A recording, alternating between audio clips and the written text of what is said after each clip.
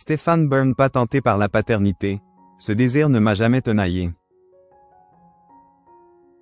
Stéphane Byrne s'est confié dans les colonnes du prochain numéro du magazine Gala, disponible en kiosque ce jeudi 26 juin, à propos de la paternité. L'animateur nous a révélé qu'il n'a jamais eu ce désir. Il ne souhaite pas agrandir la famille. Stéphane Byrne sera le mercredi 2 juillet prochain aux commandes du Prime Time, le village préféré des Français 2025, qui est chaque année un rendez-vous très attendu par les téléspectateurs.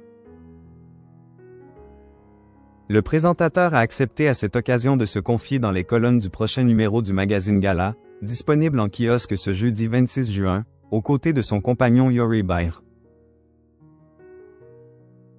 Celui qui ouvrira avec son chéri le 1er juillet prochain les portes de son collège royal à Tyrone-Gardais, en Eure-et-Loir, au public a fait quelques révélations sur son envie d'avoir un jour des enfants.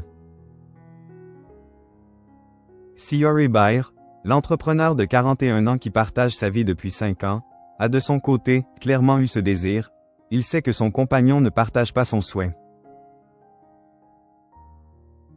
J'avoue que quand Stéphane part pour des tournages, c'est dur de rester seul à Tyrone-Gardais pendant 3 ou 4 semaines. Mais il a 61 ans et donne déjà tellement à son métier, à la sauvegarde du patrimoine, que je crains qu'il n'ait pas les ressources d'énergie pour gérer en plus un enfant, nous a-t-il partagé. Stéphane Byrne n'a quant à lui aucune volonté d'avoir un jour un enfant. Joeri a lui-même un côté très « enfant ». Moi, ce désir ne m'a jamais tenaillé. Peut-être parce que je suis d'une autre génération, a-t-il conclu sobrement sur le sujet. Le commentateur de l'Eurovision ne semble en tout cas pas prêt à changer d'avis.